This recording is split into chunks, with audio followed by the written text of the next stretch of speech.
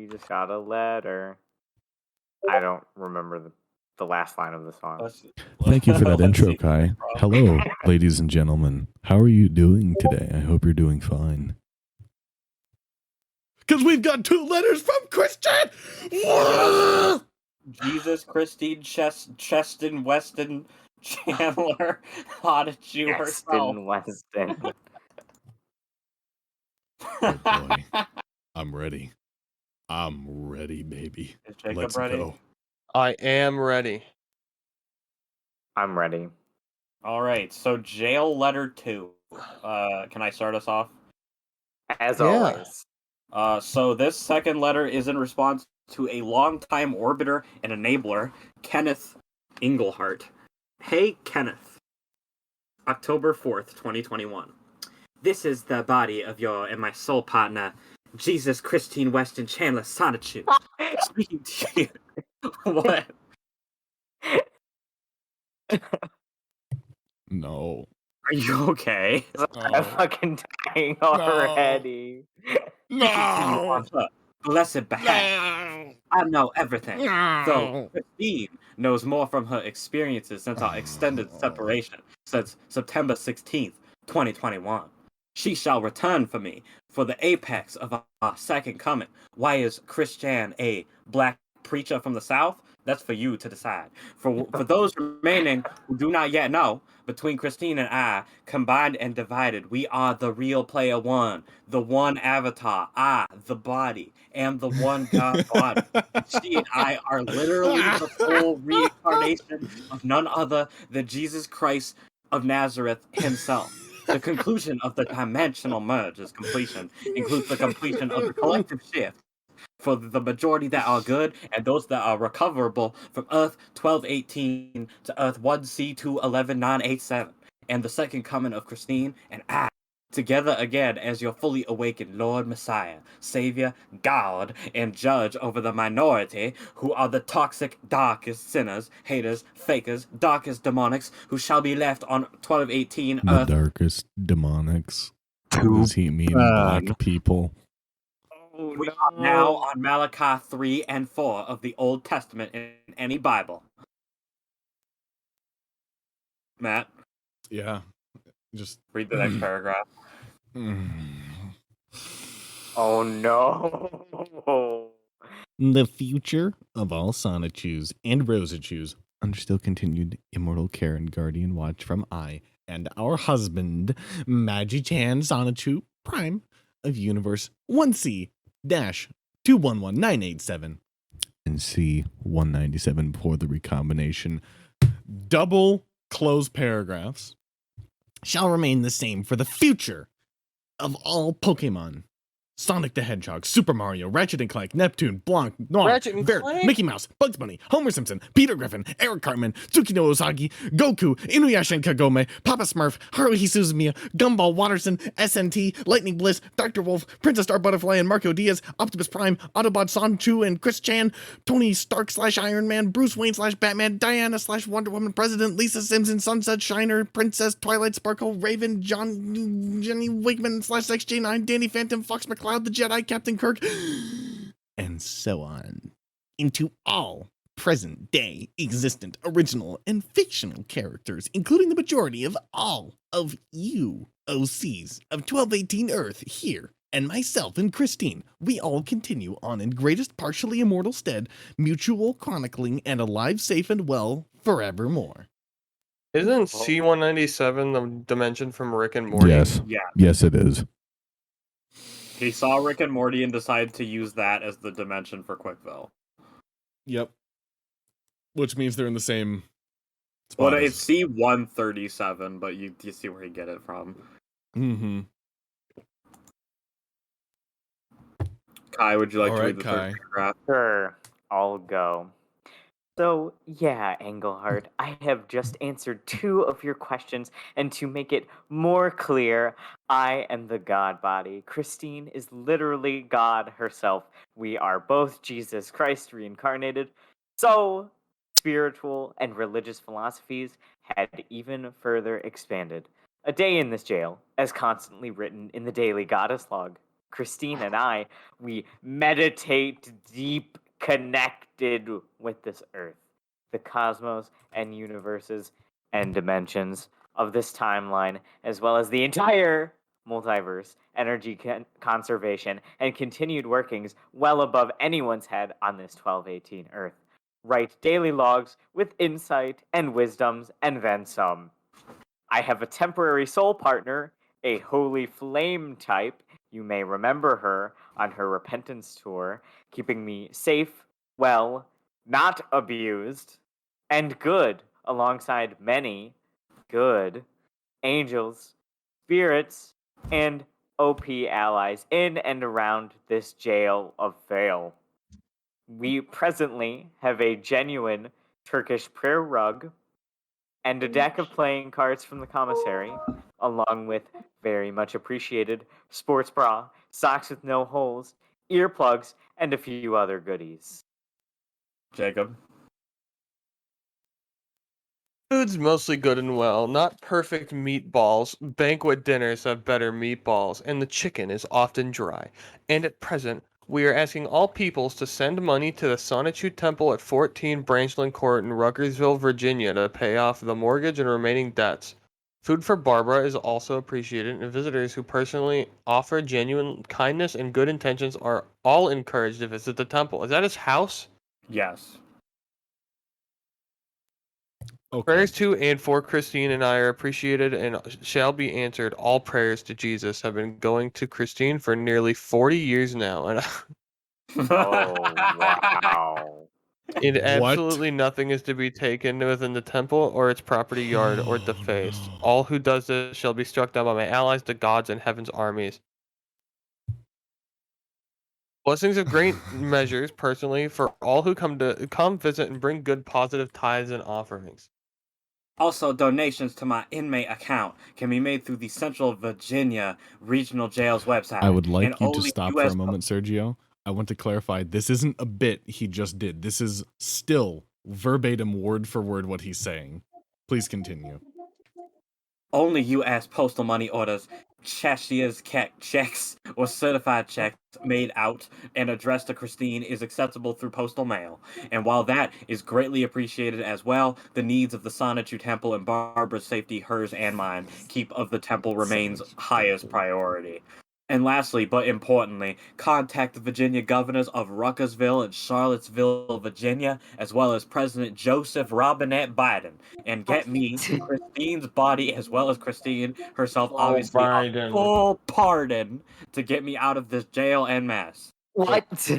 What had happened Joe was literally a Biden. divine mission Joe commissioned Biden. to Christine and I by Emmanuel, God above gods herself, to heal and cleanse Barbara's health and soul and being and clear her of remaining sins and regrets through coddling, talking, and supportive soul bonding to mainly extend her life personally by divine intervention. Is he asking people to fuck his mom? No, he's saying that's why he fucked his mom.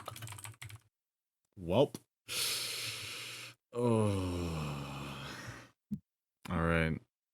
Well, I had a nickel for every time Chris Chan admitted to a crime he committed. I'd have 3 nickels. shall I read the next thing, even though it's not necessarily... Oh no, this is still it. As Christine had told the few others via mail and posted onto Kiwi Farms, all of you were being and are now being divinely tested with the divinely purposed leak of this information. Too many of you have epically failed by responding and giving in to the drama instead of ignoring this with greater considerations of the context and knowing better of Christine, the past situations, and leaving it as a lost rumor. Instead, Allah over 2,000 years ago in Israel on History Repeat, alongside Allah? Judas and LOL, Christine was massively betrayed. Meditate on all that now. Or consult/ask a genius, highly enlightened psychic to see for yourselves. Consider this your interview, Kenneth. Go ahead, please, and share all of this in confirmation with what handwritten or original pages were already posted as well. Thank you. Sincerely, body of Mrs. Jesus Christian Weston Chandler Sonichu, the goddess Blueheart and Lord Messiah and Savior of all. Kai, would you like to do Wow, the that was postscript? Sure. P.S. Crossed out. Postscript. Have you ever sat on a prayer rug and, with a deck of playing cards, play solitaire? It is genuinely a humbling experience. I highly recommend it. And then there's an illustration of the Sonichu cross, which is a cross with a heart on it and two lightning bolts on either side, and I guess a open ring at the bottom. Yeah, I don't know what that's supposed to be. Maybe a cock ring. Sonic ring. I I don't really know. hoped it was going to be Sonichu nailed to the cross. Me I did too. too. Wow, guys, Uh, that sure was a crazy letter. It sure is a shame that there isn't another one. Well, first, It is a big thoughts on the first shame. letter, so that we can. So the very first jail letter was the better one. yes. I agree. This one is It a was like a strong copy continuation, pasta. though. Yes, more showing that Chris Chan has completely. I don't know. Maybe he got introduced to crack in prison. Maybe this is beyond belief, though. I can't tell if he's getting better or so much worse. I think it's pretty obvious that he's not getting better. Also, I was gonna ask Matt, how do you feel that all of your prayers have been being answered by Chris Chan this whole time? Yeah. I think Well, quite first of all, unironically. Matt is Jesus, so his prayers are already being answered by himself. Well, you know, we could probably write Chris a letter if we want. I don't want to be a ween. We shouldn't actually do that. But No, we we shouldn't. We shouldn't. We really shouldn't. But it would be funny. I had a thought while reading this letter. What if there are people who are writing Chris and getting mail back and they don't tell anybody? Like Chris is just giving them mail, but tells them don't share this with the internet, and they actually don't share it. Like they just keep it to themselves because they think, holy shit. Maybe. Although I think that's unlikely though, because there's so much encouragement to publicly share things that Chris doesn't want publicly shared. I wanted to see like the what Kenneth sent to Chris Chan. Yeah, I want to see that too. All right. Third and final letter so far.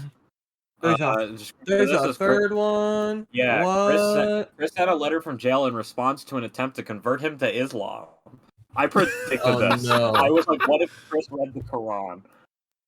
Oh no. Jake, would you like to start us off? I would love to. Transcription. Wait, this is the fourth letter?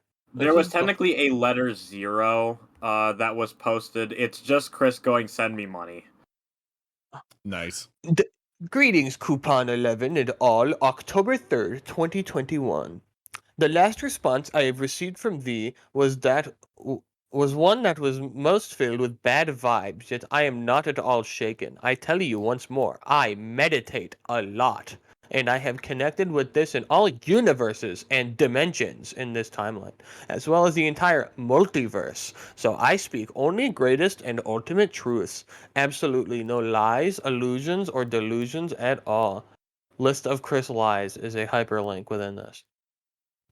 I genuinely know who and what I am deepest and fully. And not only am I the goddess Blue Heart of the Commodore consoles and the nations of Quickville and Old Comma, but I am also and mainly the real player one, the one avatar, and this body is the one God body. I am the full reincarnation of none other than Jesus Christ of Nazareth himself. I am God, and my mom is Emmanuel. Okay. God above gods, including Allah herself. And I often speak and work with all of the other gods and goddesses. Allah is a good God, yes, but even he has his imperfection, concerns over his followers, and nationality of Islam.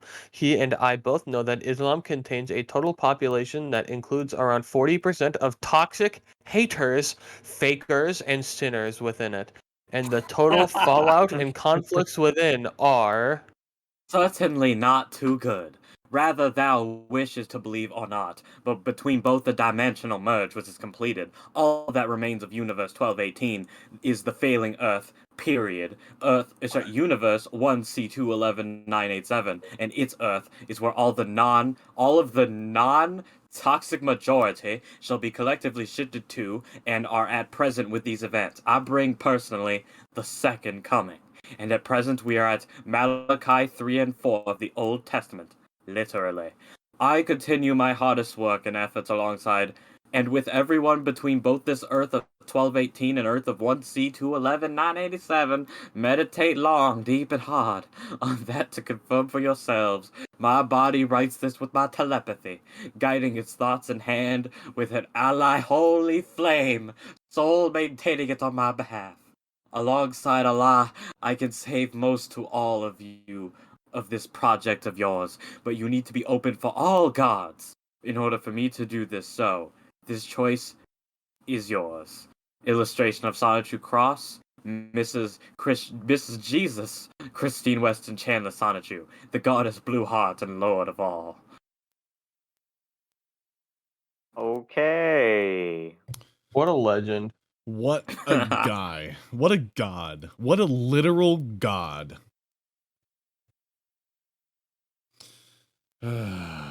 Is this real? Are we living in a real world? We I are. think so. It doesn't really feel like it anymore, does it? I mean, it's because of the dimensional merge, guys. That's true. You're right. It's happening.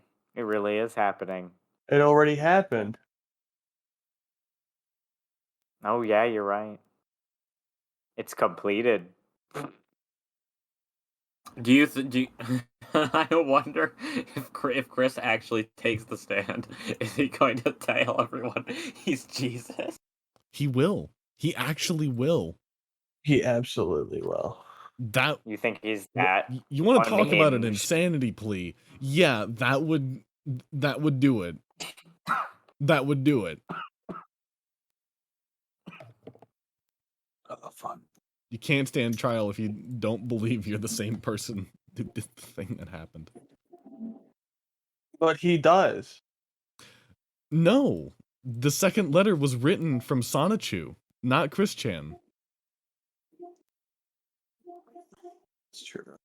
Oh, And we'll then see. Jesus. We'll see. We actually have precedent for that. A person with multiple personality disorder, each one of the personalities had to swear in. So everyone contained within Chris Chan would technically have to swear. Oh no.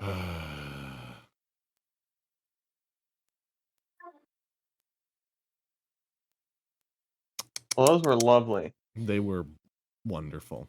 They were great. I loved it. They were something. Perfect. Couldn't have been better. I don't know. I started choking to death. So now Ouch. that we're done reading that, what are we actually doing today? Well, what are we actually doing to Jacob Ball? I think all guardsmen present need to stand at attention. Oh, you don't mean. Yes. There's a party being held containing nothing but guardsmen. Wow. And I asked you the question, what's in the box? Jake, will you open the allguardsmanparty.com and go to that chapter and read the first paragraph? I forgot Once it. again, fanfic links. I forgot it's the allguardsmanparty.com. Amazing. Yep. What's in the box? What's in the box?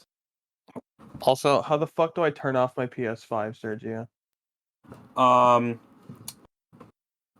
You can do it from the home menu if you just move all the way over the power button, or there is a button on the front of the console. One of them, I think the one at if it was vertical, the one at the bottom is the button to turn it off. Where's the fucking power button on the main menu?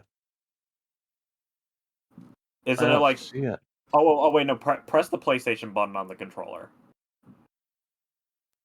Ah. Okay. I was holding it and I wasn't doing anything. Okay. Interesting. Okay, now let us read the All Guardsman Party. Is everybody ready? Yes. Yep. What's in the box? I will go first. Is everybody okay with that? Yeah. Go ahead. Matt, Sergio, speak Yes. now or forever hold your peace. Why I told you to read the first paragraph. Shut up, bitch. Fuckhead. This is the ongoing tale of my voice cracking. This is the ongoing tale of a bunch of guardsmen who got drafted into the Inquisition after their regiment was reduced to a mere 37 men by a combination of orcs, heretics, more orcs, Tyranids, and of course their own leadership. Currently, they work for an Inquisitor that is the 40k equivalent of Professor Oak. He provides teams and missions to interrogators who need to get some leadership experience before becoming full Inquisitors. A lot of these guardsmen is rather thankless. They are matched up with 5 other less combat-focused team members assigned to an interrogator and sent out to fight the enemies of the Imperium. The squad recently lost their heavy weapon specialist to psycho-related bullshit. His replacement is Cutter, the only surviving melee specialist from the regiment. Cutter is strong, fast, and a little too enthusiastic for comfort. He signed up as a part of the regiment's local logistical support as a scribe, but the second he got his hands on a chainsword, he found his true calling. A life spent scribing followed by a career in sorting has left Cutter a little socially inept, but a tendency to scream and hack off limbs excuses most social faux pas. His previous squad died rather messily when a squad of bloodletters got into melee range. Only Cutter was equipped to handle a close quarters battle. Cutter unsettles the other guardsmen. Being bloodthirsty and aggressive is one thing, but willingly leaving cover to close to melee range is just plain crazy. You can tell that the further we get into this fic, the less proofread it gets. Because it's Italian. All right. Am I next? Do you want to be next? Sure. Go ahead. Be next. So this is what is it? Is this from a movie? What's that in the picture box? I don't know. It looks like Gene Wilder. So I don't Okay. know. Yeah, it's from some kind of movie. Our story starts with the squad taking their seats in the shuttle as their new interrogator introduces the rest of their team and briefs them on their mission. They're being sent to take a peek at the new poppers some of the lads have found. Make sure everything is tickety-boo with the bigettes and the boffins, and give Greenie what for if things get dull. A pair of adepts and a pair of tech priests are trying to figure out what their mission actually is without insulting their new boss. An older man is serving tea and helping to decipher some of the interrogator's more arcane expressions. Doc is taking notes. Cutter is ignoring everything in favor of raiding the snack bar, and Nubby is picking at the decorative inlay on the table, trying to see if it's actually gold. Twitch is watching Sarge and getting very nervous. Sarge has realized he is currently the presence of the greatest known threat to a guardsman's life in the galaxy. An enthusiastic officer. The All Guardsmen Party, and what's in the box? I like this picture they have for the next one. Who would like to go next? Sergio. Sergio or Kai? I don't know. I Sergio, volunteer go. Sergio as trivia. Sergio, go. Sergio's Sergio? fucking dead. Kai, He's dead. bring up Okay, the I'll rear. go. So no shit, there we were, on our way to an active war zone to investigate some guardsmen's shiny new guns. Guns which were apparently so good that the soldiers were refusing to orders from the commissariat. The commissariat. Commissariat to destroy them, and demands from the Adeptus Mechanicus Wow, guys, I'm glad to you force didn't them check your over. DMs, or at least Matt didn't. You only DM'd one of us. I thought Matt would read it. I said I was Sergio, needed to I'm go sorry, and grab but my monster. I mute Discord during the recordings. You could have at least noticed, like, oh, I got the message from Sergio. No. I'm busy Refuse to looking at the elaborate. reading stuff, bro. That's true. You're a Chudley. And we You're a have Greg Chudley. Chudley in the call. You're a bitch. You're a Hey. fuckhead. Great No more children. swearing. You didn't miss anything. They got they have an enthusiastic Well, officer and started I shit didn't take himself. I didn't take my headset off, so I was Oh, listening. okay. Okay, where was I? Mechanicus to fork them over. Okay. Third line. For the sake of these guns, Guardsmen were actually defying two organizations that scared the bejesus out of any sane soldier, including us. We were quite possibly going to try to take these guns away from an unspecified number of Guardsmen while they were using them in the middle of a battle with orcs. Our interrogator insisted it would be jolly good fun. The interrogator was such a stereotypical upper crust officer that it bordered on parody. He was prim, proper, cheerily bloodthirsty, and almost impossible to understand. Given the slightest motivation, he would regale anyone around him with old war stories, or musings on the art of war, or lectures on proper gentlemanly behavior.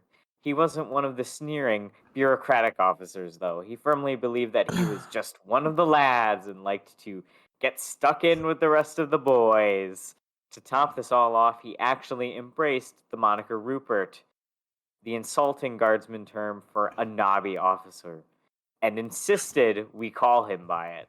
We would have called him that anyways. He was a complete bloody Rupert, but it just wasn't the same if he liked the name. He'd spent decades in the Guard, leading heroic charges by day, hosting formal dinners during the evening, retiring to the best accommodations around for the night. Fighting in the dark would simply be barbaric, and was well beneath him. At some point in all this, he acquired an incredibly skilled Batman. I know this is a British military term, but I'm not familiar with it, so it just in my head, I'm just imagining he acquired a Bruce Wayne, who became absolutely key to the smooth running of his life. Providing tea before it was asked for, scheduling meetings that no one knew was needed, and identifying and disposing of several discrete threats to his charge's life. One day, an Inquisitor took note of the Batman's literally supernatural talent for butlery, and there was a bit of a scandal. One thing led to another, and both of them wound up joining the Inquisitor's retinue. And now, years later, they were still together and working to a better class of manners to the Inquisition. We called the Batman Alfred. I was going to suggest that before I read that. We traveled on a Navy vessel in surprising comfort. Apparently, the captain's family knew the Ruperts or something. In fact, it seemed that everyone over a certain rank had some sort of familial connection to our interrogator. The adepts spent the trip learning military law, the tech priest studied the technical reports on the new guns, and we tried our best to do our usual drill and sleep routine. Our interrogator wouldn't have any of that, though. The bugger insisted on wandering down to our barracks every few hours. Not a day would go by without him telling us the story of some incredibly valiant charge, stalwart defense, or duel to the death with the enemy leader. Sarge noticed that these stories never seemed to mention how many guardsmen died along the way. The Rupert also frequently dragged the adepts and tech priests down to our quarters and insisted they brief us on the results of their research. At first, we dismissed this as some sort of misguided attempt to build camaraderie in the team, but he kept doing it. He even started asking for our opinions and actually listening to them, so long as they didn't go against his own. This sort of behavior worried us. It just wasn't normal. Something was seriously wrong when the backup muscle gets this much attention and intel. All right. Sorry, I had to tab over for a little bit. Are we on the Professor Farnsworth image or the gun? The one above the Professor Farnsworth image. Okay, so is this Dread? Is this a Nazi movie? I can't tell. The Nazi movie. It's most certainly not Dread. Okay, I couldn't tell. Then one day, Alfred showed up with perfectly fitted, insignia-less dress uniforms for all of us, and started lecturing us on how to interact with senior officers as nominal equals. With dawning horror, we realized that this time, we weren't the backup muscle for the adepts and tech priests. They were the backup brains for us. We were the primary investigation team. The Rupert expected us to go and be inquisitive. Us, the guardsmen, the mud feet, a group of undereducated, overarmed gorillas with a penchant for laziness, petty theft, paranoia, and completely reasonable cowardice. We were expected to go out there and talk with Imperial Guard generals, Mechanus Magi, and bloody commissars and look for heresy, which we would presumably find by asking these scary people very nicely if they were heretics. Sarge went spare. As a unit, our previous experience in this sort of thing consisted of shooting anything we were told to, or was trying to kill us, or that just looked weird. We were not qualified to figure out which of those was which. Sarge and Doc might have been reasonably intelligent within their fields of expertise, but Nubby was a cretin and a thief. Cutter was borderline psychotic, and Twitch had spent the last few days wiring trip mines into all the cabin's air vents, just in case the Navy tried to kill us all in our sleep. Of course, every time the subject was broached with the boss man, all it got was a laugh, an admonition to be more confident, and a story about how good old Guardsman know-how had solved problems no one else could figure out. When we finally reached our destination and marched out of our shuttle, we were probably the most nervous-looking men to ever wear such sinister uniforms. If the Rupert hadn't led the way, we would have probably been arrested for impersonating officers. The Emperor-forsaken ball of dirt we landed on was currently in the grips of a major war with the Orcs.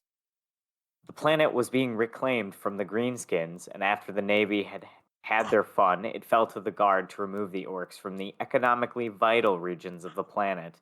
Hundreds of regiments were simultaneously clearing every hive on the planet with mixed amounts of success. One front, in particular, was doing far better than expected, largely due to the sudden appearance of new, more effective weapons in several of its regiments. Imperial forces were rapidly pushing Greenskin forces out of the outer hive, and at this rate the hive would be taken months ahead of schedule. Of course, the immediate response to such resounding success was the generals on the other front calling the commissariat and AdMech down on the poor suckers. Bloody stupid brass. We walked into a three-way argument between the commissariat, the Adeptus Mechanicus, and generals in charge of the front. The commissars saw Guardsmen winning fights without anyone being executed for cowardice and decided that this was obviously some form of heresy. The AdMech saw weapons that were far too shiny for Guardsmen to use and decided that all these guns and their source should be given over to him. The front's generals saw a chance to be big damned heroes and wanted the commissariat and AdMech to go bother someone else.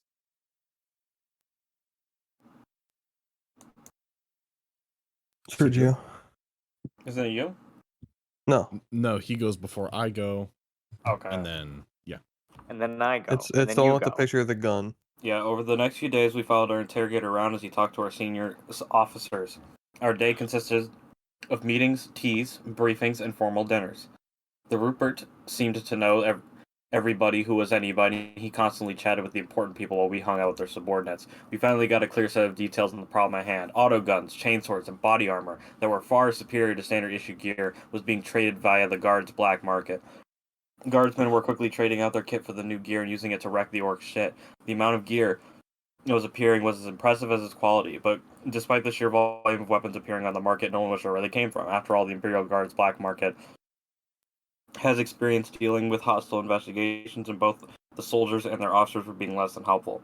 Being a bunch of guardsmen ourselves, we weren't inclined to take useful weapons away from soldiers who needed them. In our opinion, the commissary and AdMech were a bunch of dickheads, so we'd only do what they wanted if the weapons or their source proved to be evil. So the big questions we need to answer were, what was so special about the guns? Did they do anything to the troopers who used them, and where the hell did they come from?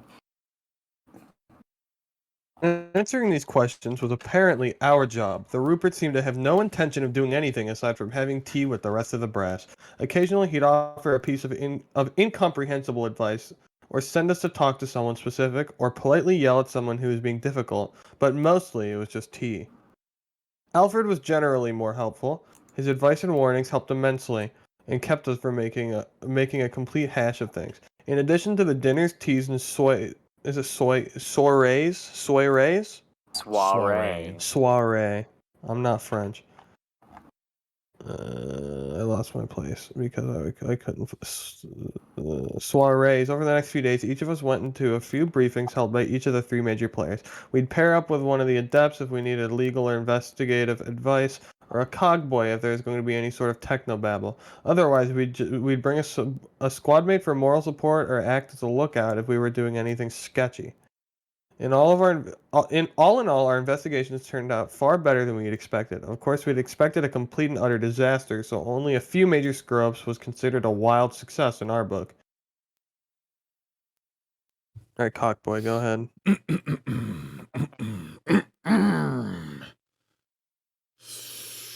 The commissariat and the mechanicus had detained a few troopers who had been using the weapons and obtained a few corpses of soldiers that had died using them. The picture is the medic pulling out Heavy's rib, by the way. The detainees were being kept Such a around. baby. Whips go back. No, they don't. But the corpses had been immediately cut apart in the name of science. As the only member of our team with medical training, Doc was sent to talk with the medical staff and Magos biologists about what they had found. Of course, Doc wasn't really a doctor. He was a medic. He wasn't really in the business of curing people, just making them more comfortable while they die. So he thoroughly embarrassed himself during the briefings by asking stupid questions about how to spell things, why a procedure was done, and what the green wobbly bit was. In the end, though, he managed to determine that none of the soldiers had shown any sign of physical change aside from being a little stronger than average. Cutter and Sarge went to talk to the Munitorum, since Cutter was a former Munitorum scribe, and Sarge didn't trust Cutter not to kill anyone if left alone. Cutter's scribe training came through, and both of them got access to the records of the Munitorum kept on the new weapons, as well as a chance to examine one of the chain swords which had fallen into their hands. Throwing caution to the winds, Cutter took the sword and swung it around like an idiot. Cutter declared the sword to be pretty damned awesome, and immediately claimed it as his own. When the Munitorum objected, he insulted their filing system and challenged them to a duel to the death for ownership of the shiny new sword. Sarge considered this to be perfectly normal behavior for Cutter, dumped the problem on one of the adepts, and got Cutter the hell out of there before he killed anybody. The real problems were Twitch and Nubby. Before the end of the investigation, both of them were banned from investigating anything ever again. Which wasn't the most stable person at the best of times, but he was far worse around orcs. It was an orc commando raid which had initially triggered his paranoia, so being this near an entire army of them made Twitch incredibly, well, twitchy. He was initially sent to interview a few soldiers who had used the mysterious guns. Unfortunately, each session devolved in him questioning everyone in sight about the last orc sighting, the quality of the perimeter defenses, and whether anyone else had seen that barrel over their move. Twitch's only contribution to our investigation was repeatedly insisting that this was all the orcs' fault. We eventually gave up on him and let him secure the base after a particularly memorable formal dinner. In a short period of time, he accused several officers of acting orky, decked clerk who tapped his shoulder, and accused the troopers who restrained him of being cleverly disguised orcs. Oh. Oh, no. Take it away, Serge. In some ways, Nubby was even worse. While Twitch wildly accused people of random objects of being orcs in disguise, Nubby was actually mistaken for a Gretchen on 3 separate occasions. The first 2 were embarrassing for everyone involved, but guards are meant to be suspicious and no one was actually hurt. The third time was much worse. Nubby was supposed to be attending a demonstration of one of the mysterious guns along with one of the tech priests. The demonstration was held in an AdMech warehouse. Nubby being Nubby, he immediately dumped the job onto the tech priest and wandered off to see what was in stock. He was found by a pair of servo skulls as he pillaged the fancy-looking data slates out of several inadequately secured storage lockers. A short firefight ensued, which attracted nearby engine seer, who in turn misidentified Nubby as a Gretchen looter and called for reinforcements. By the time word got to Sarge, several more servo skulls were destroyed. Nubby was hiding behind a crate of plasma weapons, and a guard patrol was arguing with the engine seer about whether a Gretchen could actually detonate a plasma weapon. Sarge sorted everything out, and a suspiciously bulking-looking Nubby was escorted out of the building in exchange for a promise that he never return. Between the interviews and the demos, we got a pretty good look at the weapons and their effects. The tech priest said that there wasn't anything sinister about their function. They were very well made and never seemed to jam or misfire. There were a lot of fancy words about alloys and mechanicisms and shit too, or mechanisms and shit too, but that didn't really concern us. All we knew was that the auto guns hit about as hard as a bolter, the recoil was just hard enough to let you know the gun worked, and both their report and action sounded awesome. Cutter expressed similar sentiments about his new chainsword, along with dire threats against anyone who tried to take it away from him. He did the same thing if he tried to take away his food, though, so we were pretty sure it wasn't anything sinister. The incredible awesomeness of these weapons was suspicious, but Doc was positive that they weren't mutating anyone. Just to be sure, we had the Adepts and Alfred, who we were pretty sure was psychic, see if they could detect anything spooky about the gear. None of them detected any warp stuff around the weapons or armor, though Alfred said they were definitely a little weird. We had almost all the information we needed now. We knew that the weapons were suspiciously awesome, and the soldiers used them because they knew they were awesome. We knew that none of the troopers were turning into demons or mutating, and the weapons weren't doing anything warpy. And Twitch knew that everyone was secretly an orc. The only information that was still missing was the source of the gear, and as it turned out, that last piece of intel was in Nubby's pants.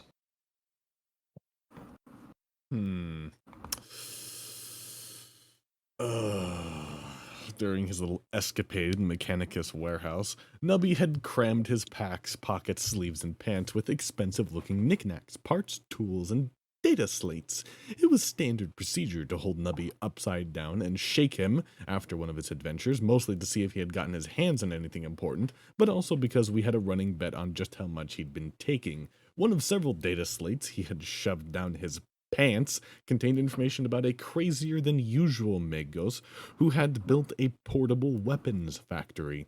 The factory had provided millions of weapons and tons of ammo to the local PDF, but had stopped working a few years after the mages died to Technobonitus or something. Eventually the weapons were replaced with more standard gear, but the factory was studied by generations of tech priests hoping to get it working again. Right up until an orc wog rolled over the whole fucking planet. We brought this info to the Rupert, who immediately recalled tales of an unusually well-armed group of greenskins that had been wiped out recently, as well as the name of the regiment which led the final attack. This just so happened to be the same regiment which was spearheading the current attack. A few transports were requisitioned, and our little force headed out into the thick of things to have a chat with the regiment. Of course, within minutes of our departure, convoys from the Commissariat and the Adeptus Mechanicus rolled out as well. The regiment in question was currently so far forward that you had to cross through orc-controlled territory to reach them. The only reason they weren't considered to be cut off and surrounded was the fact that they were kicking so much ass that their boots had to smell like orc butt. None of us were keen on crossing the gap between the main lines and the regiment, except for the Rupert, who was happily standing out of the top hatch and waving his sword around. We were paragons of bravery when compared to the adepts and tech priests, though. They didn't see the attraction of driving through a burned-out city filled with orcs. The second we left Imperial lines, our vehicle started taking small arms fire. Our interrogator cheerily blasted away with the mounted gun, while we kept our heads down and the non-combatants pissed themselves in terror. All in all, the drive was pretty pleasant, though. Nothing heavy enough to pierce the armor was fired at us. The drivers dodged all the landmines, and none of the orcs were good enough shots to hit the Rupert. Unfortunately, it came to an end at a crude barricade a few blocks short of the regiment's position. Now, a sane man would have just driven back a bit and tried a different street, but not our Rupert. With a tally-ho! He hopped out of the top hatch and charged the barricade. We all stared at him for a few seconds as he calmly climbed the barricade, completely ignoring the shots landing all around him. We were considering the merits of just leaving him out there when Cutter revved his sword and charged after him with Alfred close on his heels. No one could have called what followed a heroic charge, but it had more in common with a comedy sketch with than a valiant assault on enemy lines. Your possessive typical heroic charge doesn't have two adepts screaming like little girls or a pair of tech priests bitching about illogical behavior, or a bunch of guardsmen trying to keep the nerds down below the covering fire from our drivers. Also, most charges are supposed to be against something more fearsome than a bunch of Gretchen with handguns, but we weren't complaining. Of course, none of that bothered the Rupert. He and Cutter gleefully ran to the top of the barricade and started wreaking havoc with swords and pistols, while Alfred did his best to keep them from getting shot in the back. Eventually, the rest of us caught up with the rest of the idiots. The Gretchen routed, the drivers headed back to the main lines, and Rupert led us on an invigorating stroll to the city. We followed the sound of auto gunfire to the regiment's perimeter, where we found the way blocked by a bunch of full-sized orcs who were busy tossing Gretchen out of cover and watching them pop. Cutter found this absolutely hilarious. Thinking quickly, Sarge had Alfred distract our interrogator with a flask of tea while we formed a plan. Twitch would lead with some grenades, Sarge would flank left, Nubby and Dog would lay down covering fire, and Cutter would run straight and screaming before any of us got into position.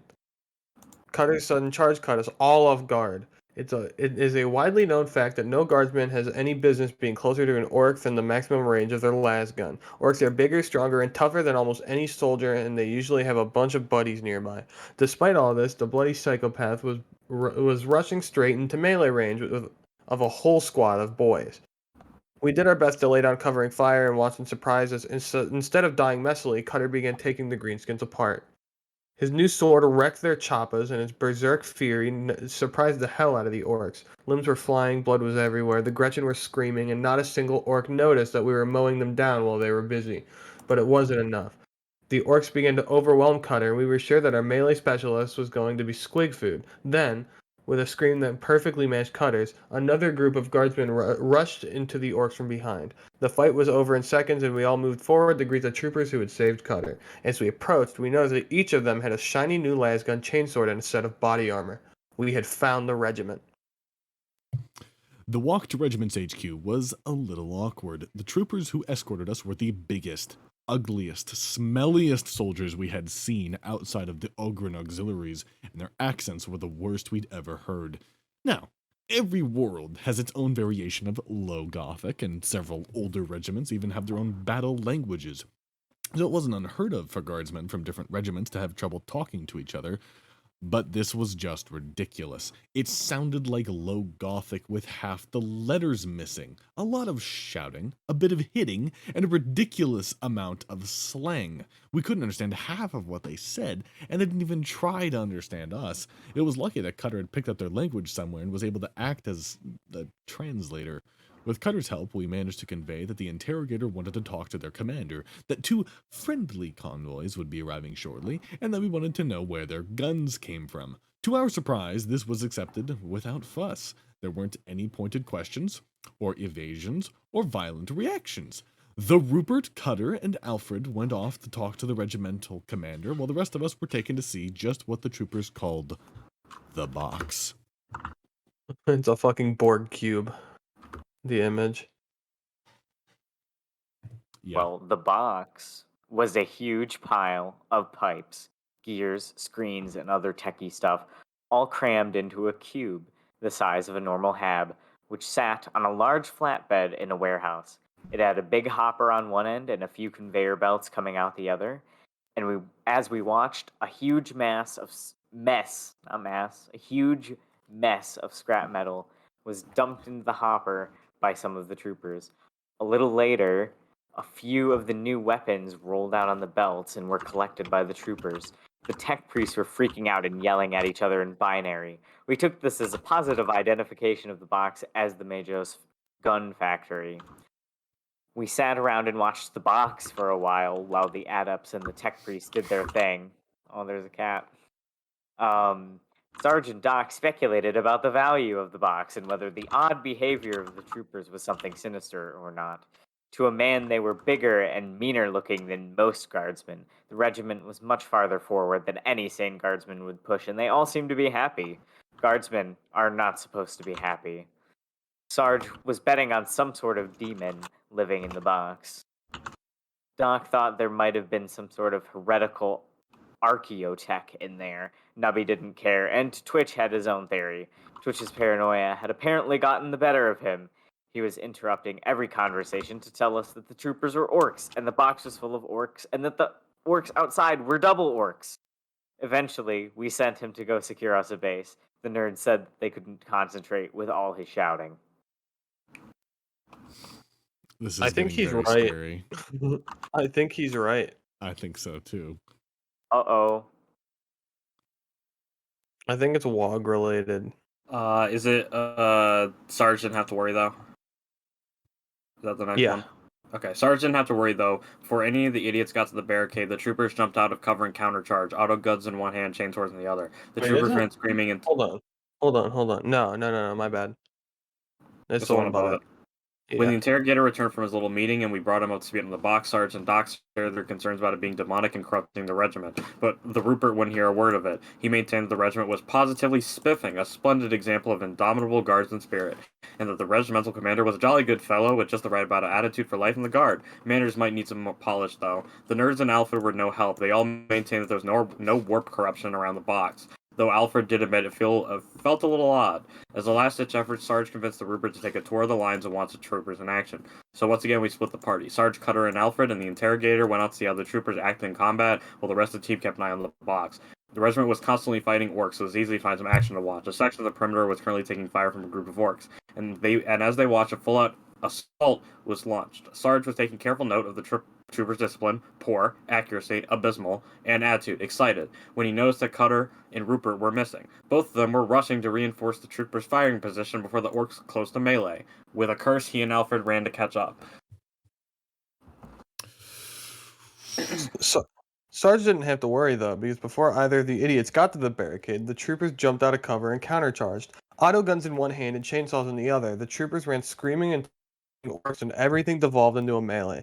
Sergeant the Rupert stood on the barricade and watched in disbelief as more and more orcs and troopers ran to join the fight, both sides abandoning their positions for a chance to join the brawl. They were barely able to keep Cutter from running in too.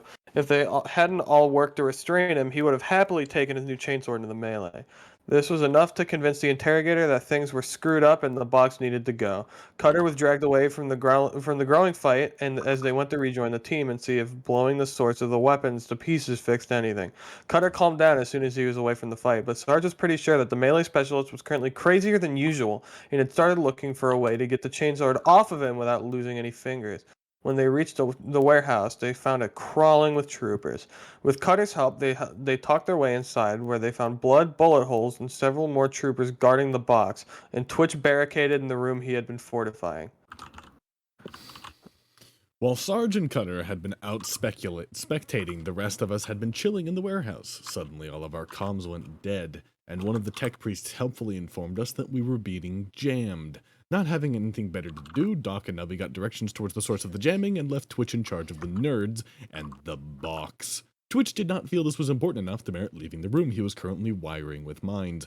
The source of the jamming turned out to be 3 chimeras with commissariat markings that had just arrived. A single commissar and a few squads of stormtroopers were milling around trying to talk to the troopers and failing spectacularly. The second he saw the 2 guardsmen, the commissar and his goons marched over and ordered them to lead him to the source of the weapons. This was a little unfair. We were in the Inquisition. We were supposed to be the guys that went around the stormtroopers ordering people to do stuff they didn't want to do. Doc raised this point, but the commissar was not inclined to take orders from a bunch of jumped-up guardsmen. When Doc tried to press the issue, he got clubbed to the ground by one of the goons, and Nubby decided that not having a concussion was the better part of valor. Doc was left on the ground as Nubby led the commissar and his men to the box. Once they arrived, the commissar took one look at the box and made a terminal mistake. In nice, loud, clear speaking, he ordered his men to remove all the troopers from the room and rig the box with explosives. Second, one of the goons tried to evict a trooper. Shit went south. The goon got decked. The commissar shot the trooper. A few dozen more troopers rushed in, and things devolved into a general melee. Nubby and the nerds took their chance and ran for Twitch's safe room, but the traps weren't quite finished, and opening the door would have probably killed them all. So Nubby and the rest hid behind some rubble and watched as the commissar and his goons were hacked to pieces by the enraged troopers. The fight went on for a good while after the last of the commissar's goons were dead, but eventually the troopers got tired and things quieted down. The corpses that littered the floor weren't just left there, though. The troopers started gathering them up and dumping them into the box, where they were consumed with wet, crunching sounds. This was a bit too much for one of the adepts, and before Nubby could restrain him, the stupid bugger started screaming and praying. The troopers took notice of this and wandered over to the team's hiding spot. Nubby immediately surrendered to the troopers, and they were all led away by a big one with a whip. None of the troopers even checked the door that led to Twitch's bolt hole.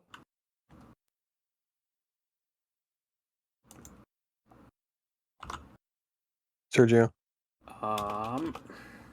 The one with the soccer dick kick. Okay, yeah, this one.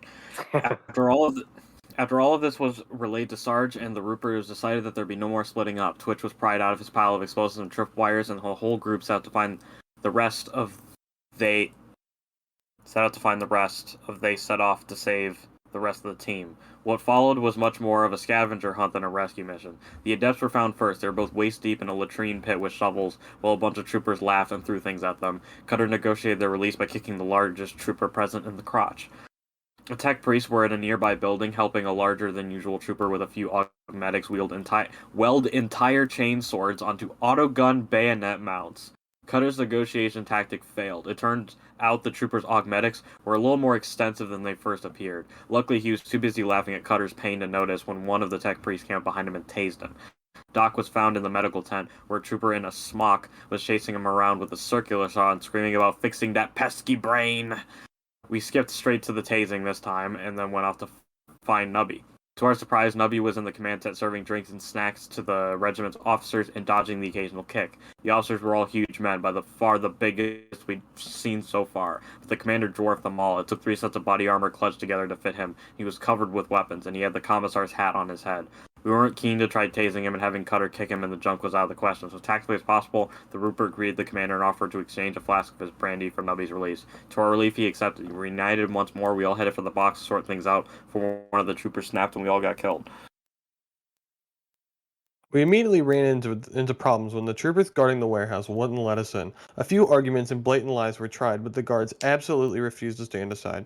The Rupert started making plans for a glorious assault in which we would easily kill all the troopers, destroy the box, and then ride a tank of unspecified origin to safety. Sarge decided to go make his own plan. It was Nubby's newfound status as a regimental bitch that saved us from the Rupert's plan. While our interrogator brainstormed with the nerds about where a unit of horse cavalry could be found for the victory parade, the rest of us did a little experimenting. We quickly discovered that as long as he was carrying a pile of junk taller than he was, the guards would just ignore the greasy little soldier, only paying enough attention to throw a kick his way or lazily try to trip him.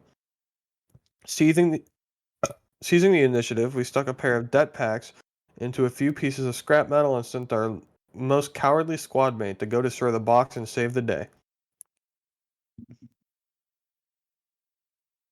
All right. Sorry about that. You're good. Arms loaded with cargo. Yes, arms loaded with cargo. Nubby waddled towards the warehouse entrance. We all held our breath as one of the guards looked right at him, but all the trooper did was aim a lazy kick at Nubby's rear as he sidled past.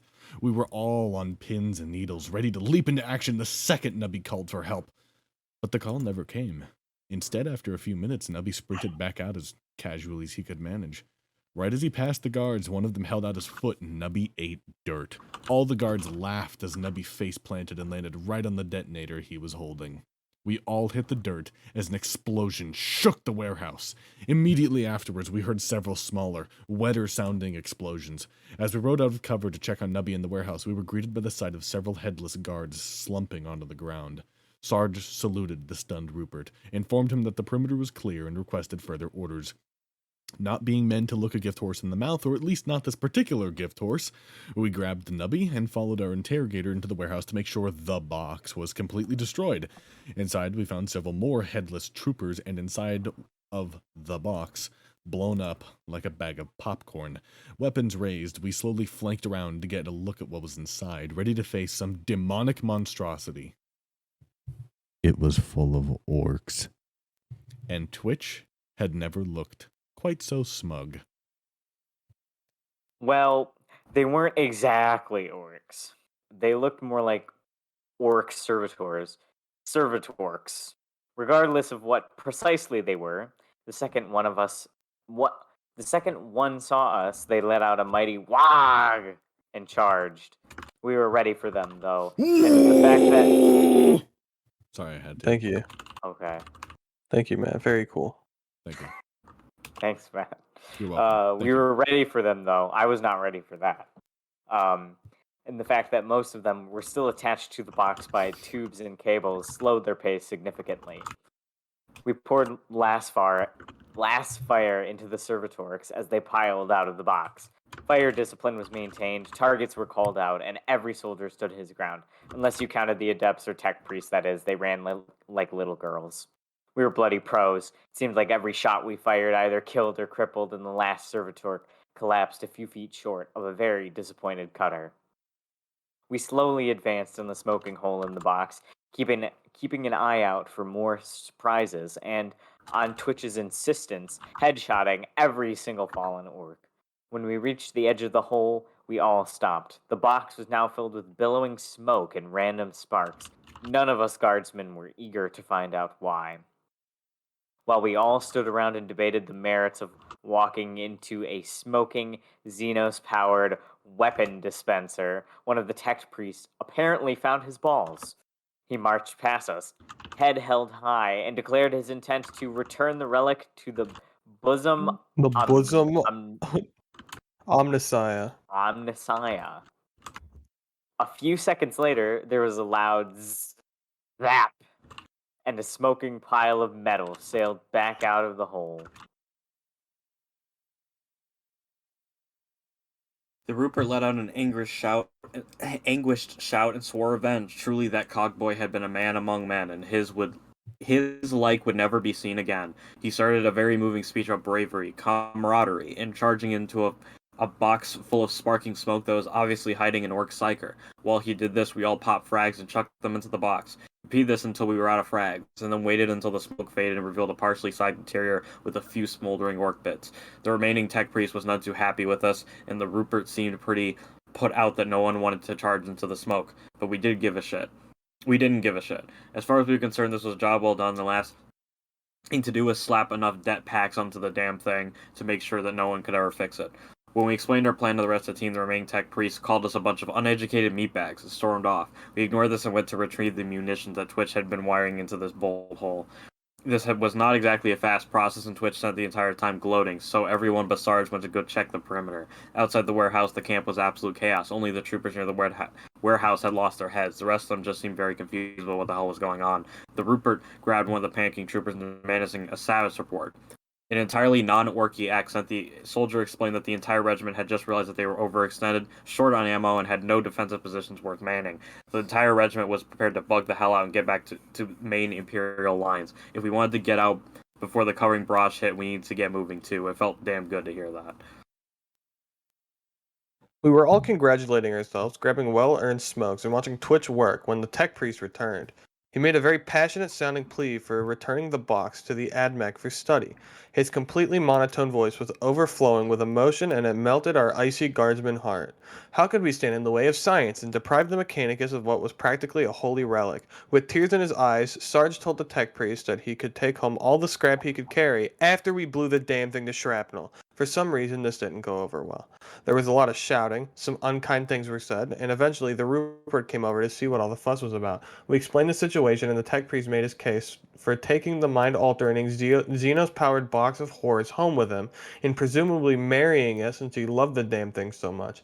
Luckily, our interrogator came down on the side of reason. He very politely told the cogboy that this idea was incredibly stupid, and by extension, so was the cogboy for even thinking it. This was the last straw for the tech priest. He screeched something in binary, and metal claws ripped through one of the warehouse doors. Apparently, the Mechanicus convoy had arrived.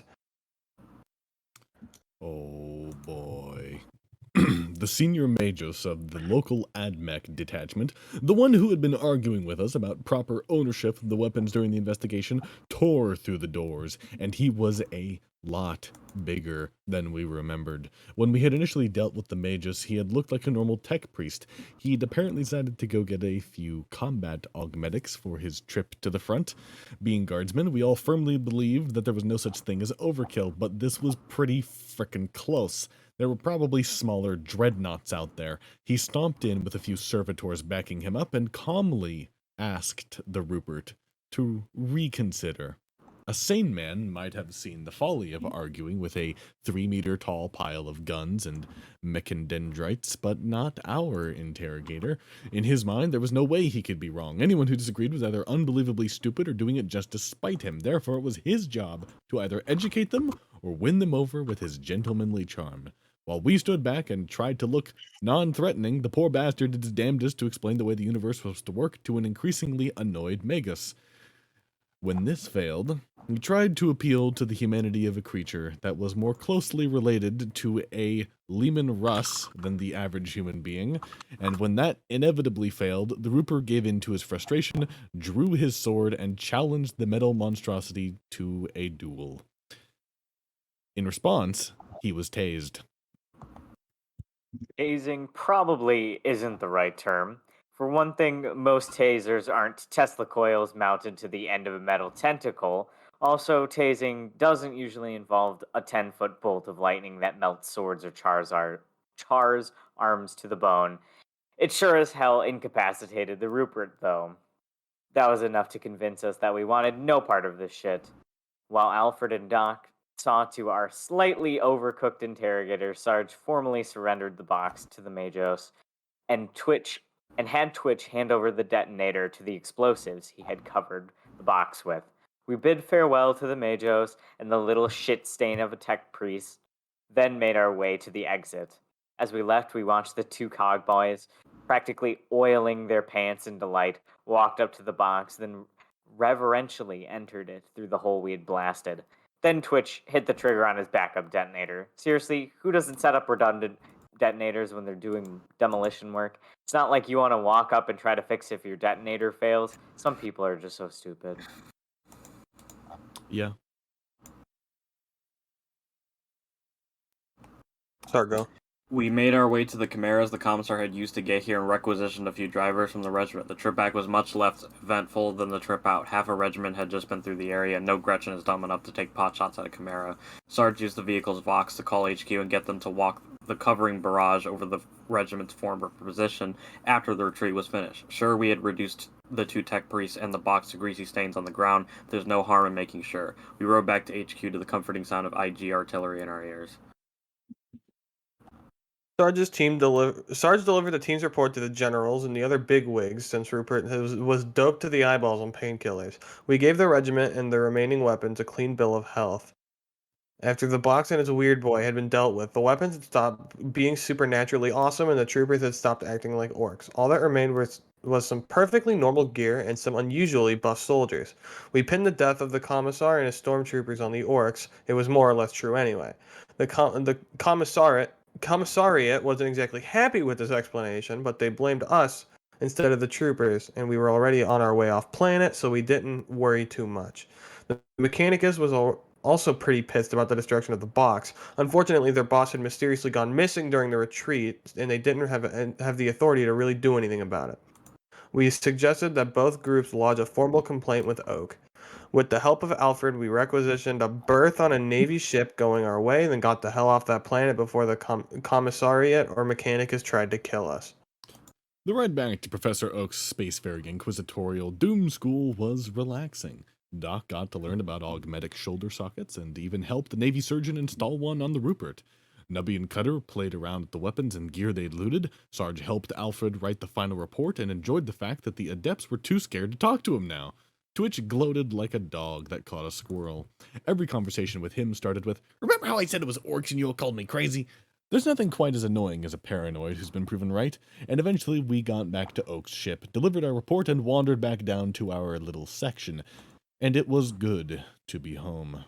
A few days later, well before we could get into the proper spirit of R&R, a runner came for us with orders to report to Oak's office. We all thought back to when we told the AdMech and commissariat to file a complaint and desperately hoped that Oak wasn't about to turn us all over as a gesture of goodwill. Sarge's fears were unfounded, though. After the rest of the team arrived, Oak praised us all for our exceptional performance. He congratulated the interrogator especially for identifying the root cause of the problem, removing a piece of heretical technology, and handling the political situation without launching a massive and wasteful purge. Sarge had to kick Twitch when identifying the root cause was mentioned. After he finished praising us and lamenting the treachery of our tech priest, Oak presented a rosette to the Rooper and welcomed him as a full member of the Ordos. To our considerable surprise, the Rupert turned the promotion down. With tears in his eyes and a choke in his voice, the Rupert explained that while Oak was happy with our team's performance. He was not satisfied with his own personal performance on the mission. He gave a heartfelt speech about the importance of looking out for your men, listening to their advice, Twitch got another kick here, and not taking foolish personal risks like challenging giant metal men to duels. We only understood 3 words in 10, but it was very touching nonetheless. He ended the speech with a request that Oak let him take the exam again after he got a new augmetic arm. A rather bemused Oak agreed and dismissed us all. As we left, the Rupert thanked us for our valiant service and promised to request us for his team once he had recovered. We weren't sure how we felt about that. He wasn't perfect, but we're definitely worse interrogators out there. Once the drama was over, we all went and enjoyed our downtime as only guardsmen on leave can. There's an old guard saying, "Life is short, party hard." Our R&R ended far too soon. We all still had money and functioning brain cells when the runner came for us. Sarge got us all into to the suits Alfred had gotten us, and looking far too spiffy, we marched ourselves onto the waiting shuttle. The most beautiful woman we had ever seen greeted us and told us to stand easy. Then, with a smile that would have made the Emperor himself blush, she asked us what we knew about gene stealers. Sarge barely managed to catch Nubby and Twitch as they bolted for the shuttle hatch. Well, that was fun. Are we doing another one, or are we calling it here? No, I'm too tired. Sorry. Yeah, we should call it tomorrow. Okay. Alright, let me So what update. I thought that one was really good. I thought the Yeah. twist that it was a mech boy in a box. A was weird boy in a box, weird thank you boy very in a much. Sorry, a weird boy in a box. Yeah, love I the liked it. term I weird kind of boy saw in it a coming. box. Just because they were like, oh, they're really buff and they're kind of talking funny, and there's And orcs. There's green bits on them. Like, yeah, of course it's fucking orcs. It was still fun, though. Very fun. I'm mildly confused. What are you confused Why? about? I don't know, I don't understand a lot of the things. Like, not story-wise, but just Lore-wise. concept-wise. So Lore-wise. basically, so the thing about orcs and Warhammer is that they have this like psychic field called the Wa field, and it allows their technology to work because they believe it'll work. It's Like got- the Okay. the common my favorite way to sum it up is like a bunch of orcs, they get into a truck and it like runs out of gas, and the orc's like, crap, we're out of gas, and then he gets like smacked on the back of the head by another orc, and he goes, what are you talking about? I filled it up before we left. And then he turns the key and it works because everyone the biggest orc said that he filled it up, so the car can obviously work. So they were putting literal like bullshit into the box, and the orc weird boy inside was like, yeah, I'll just cobble this together and make a really awesome weapon. And because he believed it was awesome, it worked. That's why when they picked it up, they were just like, this is just like a regular gun, why is it work? It's because everyone was believing that it was working. It goes further than that. There's this, you know what psychers are. They have access to the warp and shit like that. Well, the warp energy is like raw belief. It's just pure willpower. And all orcs are all psychers. They all have psychic power. And as they get bigger, as they get stronger, they emit more of a WOG field. Technically, the WOG field is just all psychic energy. Like, if humans were all psychers, they would also have a WOG field. There's nothing special about the WOG field, particularly. Besides the fact that orcs are really fucking dumb. So they're easily convinced of the most inanely, insanely ridiculous and stupid shit. They just emphatically know that if you paint something red, it goes faster. Red things are fast. Yeah, red things are fast. Which is why all their cars are painted red. Because red means it goes faster. And because the soldiers were tapping into the WAP, that's why they were getting bigger and talking like orcs. And then when they were cut off from it, they just got all confused because the kind of like Or the spell died. wore off. Okay. Or died. Yeah, because like orcs, when they get really into something and they're weird boys, which means they have really strong psychic fields, they can do some crazy shit. This is And like most yeah, psychers Yeah. that lose their psychic abilities, weird boys are prone to exploding. very All right, prone then. to exploding. While all orcs have access to the Wa field to a certain degree, which they're the only purely psychic race, pretty much. Mhm. Yeah, they're not Not all- psychers in they the way can't- that they're human psychers. Like they Yeah, can't just pick shit up with their mind. Yeah, they can't really control it, but the weird boys can to an extent. Like it's not Mhm. like orcs can just be like, "Oh, I'm going to make this weapon really good, and it's Yeah, just going to be really good." He's the like, "Oh, funny thing boys, is- check it out! These weapons are way better than they should be." And then because he's big and powerful, they're like, "Oh, I bet it's big and strong, boss." And then they use it, and it does more. Yeah, I mean that's the kicker is they don't know that they have the Wog field. They don't think it's real. They think it's just how things work. Well, it's not that they don't think it's real; they just don't really know about it. Well, yeah, it's not like they've been told about it either in the first place. They just genuinely don't. They're not aware of it. They're not consciously thinking, "Oh, we've got the Wog field, so we're going to believe in this." Like, if you pick up an orc gun, it's like imagine you explained how a gun worked to a child, and you had a child draw a gun. The drawing of the gun is what you would hand to the orc, and the orc would say, "Yeah, that's how a gun works," and it would work. Well, not exactly, because all like orc types have like they know how guns work and they can make guns. They just don't know why. They just know that's how they work. It's like It's if I more handed like a pipe, like if I handed a pipe to an orc, right? They'd be like, "This is a pipe. It's not a gun." But then, if like they added like a trigger, like a firing mechanism, they'll see it's like see the bullet goes in here, and then the trick. Like they know generally how a gun works. So if you hand them something with those tools, they will like it'll work.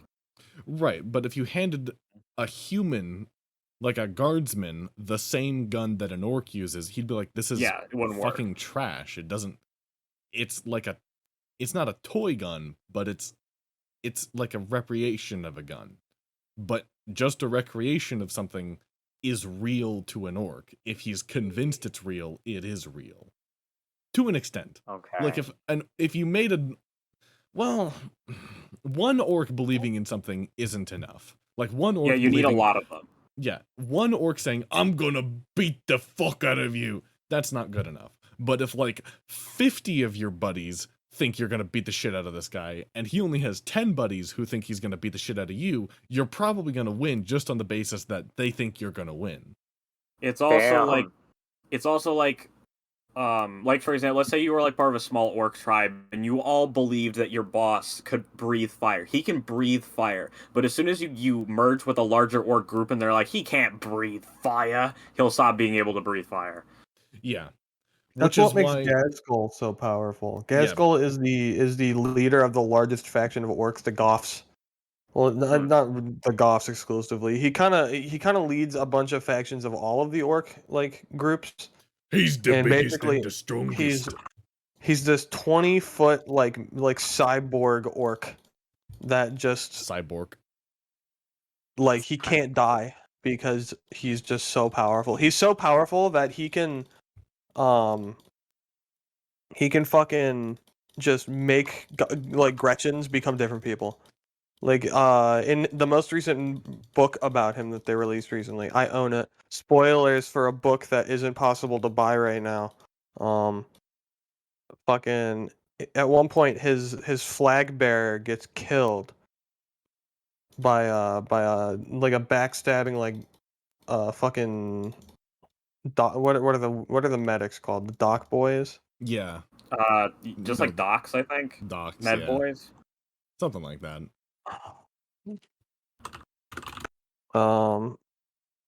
Pain Boy. A Pain Boy threw him Pain threw him into Boy. space and killed him. And then they're like, "Wait, if you're dead, then how are you here?" And he goes, "Oh, well, Gaskell gave a Gretchen my flag and said, 'Oh, you're Makari now.' And then I was me." And it happens like 6 times in the book. It's not a one-off thing. Oh my god. And it's the same flag carrier Yeah, orc yeah, every time. yeah. He's like, yeah, Makari, and he has all the memories of Makari. Or And in one of my favorite examples, Gazkol's arch nemesis, who has a cyborg eye. The orcs started telling each other that it was a laser eye and he could kill people like from a mile away, and then he just started being able to do that. Okay. My favorite example of the orc Wogfield is Commissar Yarrick. That beautiful. I was talking about Yarrick. That's the laser eye, man. He Yeah. also he has an orc power claw that he attached to his to an arm that he lost. And it is an orc power claw. It's not a human prosthetic. It's a fucking piece of junk. It's just a big old hunk of scrap. But it works. And he can use it because they believe he can use it because they just think he's that awesome. They're like, oh, that Yarrick guy's all right for Yumi. He's so cool. He can use your power claw, and then And I'm sure you can imagine. He wakes up one day and he's like, oh, my power claw fucking is on fire, and I'm crushing people's skulls with it. Yeah, and I'm sure you can infer this, Kai, but the more Commissar Yarrick beats the fuck out of orcs, the more they think they can't kill him. He's the only creature in existence that Gaskell respects besides like Makari. Yeah. So pretty much any orc that knows who Commissar Yarrick is could never beat him. Damn. Is there Caiaphas Cain has no orc belief in him, right? Or is there? No, Caiaphas Cain is just full of shit. Right. There's a quote by Gaskell where he says, Yumi is all weak scum that deserve to get stomped. Except for One-Eye Yarrick, he knows how to fight. Which is the closest thing Gaskell has ever given to a compliment to anybody. And I've always wondered this. Do Imperial ships naturally go faster if they're painted red in orc space? They don't talk about... Okay, they do? Yes. Yes. The orc effect is retroactively applied when they like orcs show up into a system and they see things red, starts going faster. It doesn't permanently go faster, right? Like once just as long as there's orcs around. Yeah. That's God, amazing. it is so funny if you like just trapped a bunch of orcs in cages and got them to start believing shit, and it would just start happening. Do you have gaslighting? Are we gonna start gaslighting the orcs to serve the Imperium? Do you have any other questions, Kai, about anything in the story? We love explaining as many things about the Warhammer universe as we can. I don't think so. Oh, no, Omnissiah. That's one that yeah, that. What is that? The Omnissiah is the prophet of. So the Mechanicus don't worship the Emperor as a god, but on a technicality, because they worship the Omnissiah, the machine spirit, which is just like a spirit that lives in all machines that may exist but also may not. And they just say that the Emperor is the Omnissiah so they don't get genocided by the Imperium. Yeah, there's some who believe he's the Omnissiah. Some believe that he's the prophet of the Omnissiah, and some people just say it. Yeah, it's kind of like a lot of things in Warhammer lore. It's very nebulous, kind of. Yeah, they like having plausible deniability. Yeah, the machine spirit is something that's like up to debate on whether or not like there are different camps like, oh, it's not real, or like because AI is outlawed in the Imperium. There's also the theory that things just have AI and they're just calling it the machine spirit to get away with it. And then of course there is actually a machine spirit that works. Some people think it's the Necrons, which is a whole nother thing. All right. Oh, also orcs. They do have a currency. They have a universal medium of exchange. It is their teeth. It's not their teeth. It's just teeth. It's just teeth. They sound lovely. Yeah, orcs are fun. I think the Warhammer interpretation is my favorite interpretation of orcs. because they're just fun. They also have beliefs in other colors too. Blue means you're lucky, which means you'll be safer Oh, and you'll get more stuff. I just need Yellow. some orcs to believe in me since blue is my favorite color. We believe in you, Kai. We just got to turn into Okay. orcs. Okay, do that so I can be more lucky. Okay. Yellow is wealth, white is death, black is toughness, hence the black orcs from Warhammer. And my favorite, well, two of my favorites, green's the best. Because they're green, of course. And then, Kai, what do you think would happen if an orc painted camouflage on himself?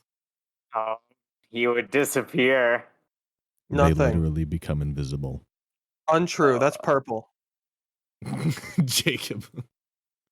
Well, I think if an orc painted himself something and said, "This makes me invisible," and a bunch of people believed it made him invisible, it would actually camouflage him. That's what purple does. No, Jacob. No, I'm It's- serious. I'm not kidding. It's a meme. It's a meme. That's a joke, isn't it? No. I thought the purple thing was a joke because there were no purple orcs. And so they said, oh, purple has to be the best invisible color because there's no orcs with the color purple. No, it's canon. Purple makes you sneaky. Really? I thought camo made you Yeah. sneaky. No, I don't think they know what camo is. You sure? Okay, think of it like this. You know night goblins in fantasy? Yeah. You know how they wear purple? They have stalk. But we're talking about 40k. It's the same rule in both systems. But it's camouflage orcs, though, isn't it? No, Pretty it's sure it's purple. always been camouflage. It's purple. Matt, are you debating me? Camouflage is green, and green is the best. So how would it work? Camo's not green, dummy. It's multiple colors. You're multiple colors. I'm gonna I could be fucking wrong. beat you. I've never heard anything I'm pretty on sure. camo. I remember having this conversation Oh, with Garrett, and no. he said purple orcs were a meme. It was made up by a guy from Games Workshop because they noted there were no purple orcs, and so they just said, "Oh, Well- purple's the sneakiest." Garrett isn't exactly the best primary source of Warhammer. Also, check general. Some fans in Bangkok made a half-scale Imperial Knight. That's why. How? It's cool. That's pretty sweet. Half scale though? Yeah, that is half-scale. Oh my gosh. Big. Damn.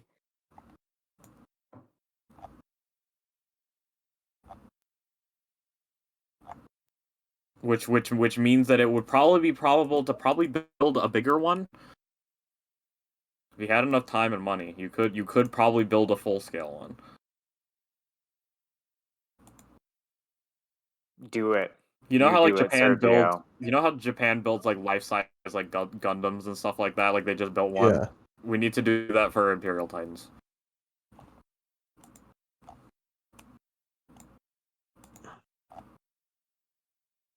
Yeah, the purple orcs thing is a fan thing. If you look it up, people will say it's a fan thing. Well, I've never seen anything with camo, so I don't know about that. I haven't ever seen a purple orc for 40k stuff either. Yeah, exactly. I think just it is a general rule that I think we can all agree on. If an orc camouflages himself, he will literally turn invisible if everyone believes that he will become invisible, Yes. or at least And more if- camouflage. And if you're wearing camouflage, he won't see you. And I think that's the funniest thing. Oh, that's great. That is true. And somebody has also said it's why the Ultramarines are so lucky all the time. Although that wouldn't quite make sense because of the fact that Ultramarines don't always do stuff with orcs, but I subscribe to it somewhat. Anyhow, I think we should probably stop. It's gone on for long enough. Yes. Goodbye. Bye. We love you. We love you. We love you. When did that start?